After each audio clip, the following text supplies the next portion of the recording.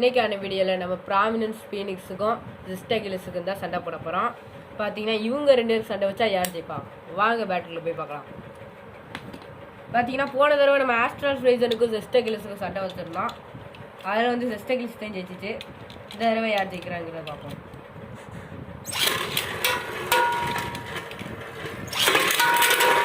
பார்த்தீங்கன்னா எடுத்தவொடனே prominence Phoenix பறந்துச்சு. சரியான அடி அடிச்சுக்கிட்டு இருக்கு.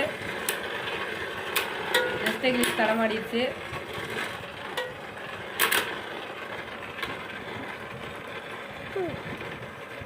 இந்த பேட்டில் யார் ஜெயிப்பான்ங்கிறத பார்ப்போம்.